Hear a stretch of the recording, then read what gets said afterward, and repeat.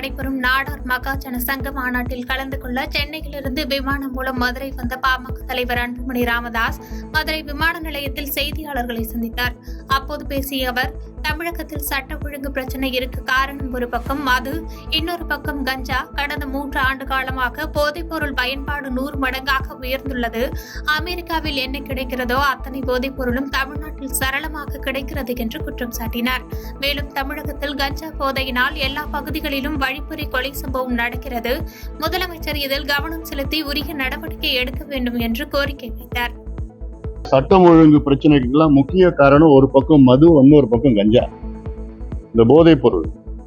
கடந்த 3 ஆண்டு காலமாக இந்த போதைப் பொருட்கள் பயன்பாடு கிட்டத்தட்ட நான் 10-20 மடங்குலாம் சொல்ல மாட்டேன், 50-100 மடங்குன்னு சொல்லலாம். எங்க பார்த்தாலும் இந்த கஞ்சா, இந்த கக்கேன், ஹெரோயின், இந்த LSD, இந்த ஆம்பிட்டமின், என்ன எல்லாமே கிடைக்குது. அமெரிக்காவில் என்ன கிடைக்குமோ அது அத்தனை போதைப் பொருட்களும் இங்க கிடைக்குது. தமிழ்நாட்டில் சரளமா கிடைக்குது. சிவகங்கை மாவட்டம் காளையார்கோவில் அருகே கல்லுவழி கிராமத்தில் கடந்த 2 தினங்களுக்கு முன்பு நள்ளிரவு அடையாளம் தெரியாத நபர்கள் வீடு புகுந்து சின்னப்பன், அவரது மனைவி உபகாரமேரி மற்றும் மருமகள், பேத்தி, பேரன் என 5 பேரை வெட்டிவிட்டு தப்பி சென்றனர். தகவல் அறிந்த காவல்துறையினர் காயமடைந்தவர்களை மீட்டு சிவகங்கை மருத்துவக் கல்லூரி மருத்துவமனைக்கு அனுப்பி வைத்தனர். பின்பு அவர்கள் மேல் சிகிச்சைக்காக மதுரை தனியார் மருத்துவமனைக்கு அனுப்பி வைக்கப்பட்ட நிலையில் சம்பவம் குறித்து வழக்கு பதிவு செய்து குற்ற செயலில் ஈடுபட்டு தப்பி சென்ற அடையாளம் தெரியாத நபர்களை பிடிக்க போலீசார் தீவிர முயற்சி மேற்கொண்டு வருகின்றனர். இதனிடையே குற்றவாளிகளை பிடிக்க சிவகங்கை DSP சிபிசாய் தலைமையில் ஆய்வாளர்கள் கணேசமூர்த்தி, ஆதிலிங்கம், போஸ் உட்பட 6 தனிப்படைகள் அமைத்து மாவட்ட காவல் கண்காணிப்பாளர் அரவிந்த் உத்தரவிட்டுள்ளார். கோவை வெள்ளாளூர் பைபாஸ் சாலையில் காரில் 4 இளைஞர்கள் மற்றும் ஒரு இளம்பெண் உட்பட 5 நபர்கள் கட்டுப்பாடு இல்லாமல் வேகமாக காரை ஓட்டி வந்தபோது அவ்வழியே இருசக்கர வாகனத்தில் பயணித்த புகைப்பட கலைஞர்களான சிவா மற்றும் அவரது நண்பர் பிரவீன்குமார் கண்டித்ததாக கூறப்படுகிறது. இதனால் ஆத்திரமடைந்த அந்த கும்பல் சிவா மற்றும் பிரவீன்குமாரை வழிமறித்து கொடூர தாக்குதல் நடத்தியுள்ளனர். பின்னர் ஆட்கள் வருவதை கண்ட அந்த கும்பல் சிவா வைத்திருந்த 2700 ரூபாய் பணத்தையும் பறித்துவிட்டு காரில் ஏறி தப்பி சென்றது. இந்த சம்பவத்தில் தலையில் பலத்த ரத்த காயம் மற்றும் காலில் எலும்பு முறிவு ஏற்பட்ட சிவா என்பவர் கோவை தனியார் மருத்துவமனையில் சிகிச்சை பெற்று வருகிறார். அவருடன் பயணித்த பிரவீன்குமாருக்கும் பலத்த காயம் ஏற்பட்டுள்ளது. குறிப்பாக இந்த தாக்குதல் சம்பவத்தில் பிரவீன்குமாரின் 2 லட்சம் மதிப்புள்ள ட்ரோன் கேமரா மற்றும் 1 லட்சம் மதிப்புள்ள செல்போன் முழுவதும் சேதமாகியுள்ளது. இந்த நிலையில் மதுபோதையில் தாக்குதலில் ஈடுபட்ட இளைஞர்களின் CCTV காட்சி வெளியாகி பரபரப்பை ஏற்படுத்தி வருகிறது. மதுரை MK-புரத்தை சேர்ந்த திருமுருகன் என்பவர் 78வது வார்டில் திமுக வட்ட செயலாளராக இருந்து வருகிறார். இந்நிலையில் இரவு வழக்கம் போன்று தனது வீட்டு திண்ணையில் அமர்ந்து பேசிக் கொண்டிருந்த பொழுது திடீரென பயங்கர ஆயுதங்களுடன் வந்த 5க்கும் மேற்பட்டோர் அடங்கிய மர்ம கும்பல் திருமுருகன் மீது தாக்குதல் நடத்திய நிலையில் சம்பவ இடத்திலேயே திருமுருகன் துடிதுடித்து உயிரிழந்தார். உடனடியாக சம்பவம் அறிந்து விரைந்து வந்த ஜெய்ஹிந்த்புரம் போலீசார் திருமுருகன் உடலை மீட்டு மதுரை அரசு ராஜாஜி மருத்துவமனைக்கு உடற்கூறாய்வுக்காக அனுப்பி வைத்தனர். இவருக்கு திமுகவில் பதவி வழங்கியது சக உறவினர்களிடையே அதிருப்தியை ஏற்படுத்தி இருப்பதாக முதற்கட்ட தகவல் வெளியாகியுள்ளது. மேலும் போலீசார் தீவிர விசாரணை நடத்தி வருகின்றனர். கர்நாடக மாநிலம் பெங்களூரில் இருந்து 17 டன் சமையல் எரிவாயு நிரப்பிக்கொண்டு மதுரை நோக்கி டேங்கர் லாரி ஒன்று சென்று கொண்டிருந்தது. இந்நிலையில் நாமக்கல் மாவட்டம் ராசிபுரம் அருகே ஆண்டகலூர் கேட் அருகே வந்தபோது டேங்கர் லாரியின் முன்பக்க டயர் வெடித்தது. இதில் ஓட்டுநரின் கட்டுப்பாட்டை இழந்து லாரி சாலையோரம் கவிழ்ந்து விபத்துக்குள்ளானது. சம்பவ இடத்திற்கு விரைந்து சென்ற ராசிபுரம் போலீசார் ராசிபுரம் தீயணைப்பு துறையினருக்கு தகவல் தெரிவித்தனர். அதன் அடிப்படையில் விரைந்து சென்ற தீயணைப்புத் துறையினர் எரிவாயு கசிவு உள்ளதா என கண்காணித்தனர். இந்த விபத்தில் டேங்கர் லாரி ஓட்டுநருக்கு லேசான காயம் ஏற்பட்டது. மேலும் சம்பவம் குறித்து ராசிபுரம் போலீசார் விசாரணை நடத்தி வருகின்றனர்.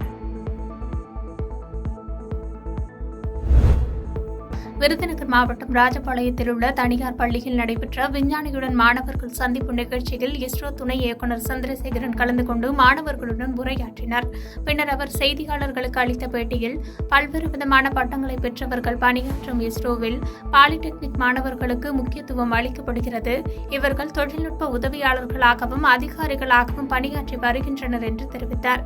தொடர்ந்து பேசிய அவர் அடுத்த முக்கிய மிஷனான ககன்யான் திட்டத்திற்காக இணைந்து பணியாற்றி வருகிறோம் என்றும் என்றும் இந்த வருடத்தை கெகன்யான் வருடமாக நாங்கள் கருதுகிறோம் என்றும் தெரிவித்தார்.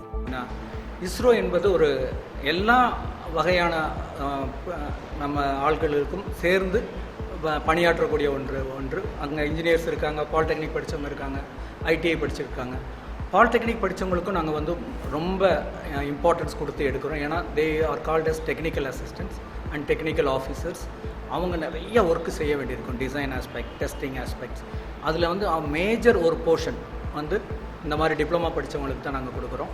அந்த டிப்ளமா படித்தவங்களுக்கு நல்ல வேலை வாய்ப்புகள் இருக்கிறது இஸ்ரோலையும் இருக்குது, அதர் கவர்மெண்ட் ஆர்கனைசேஷன்லையும் ரொம்ப இருக்குது.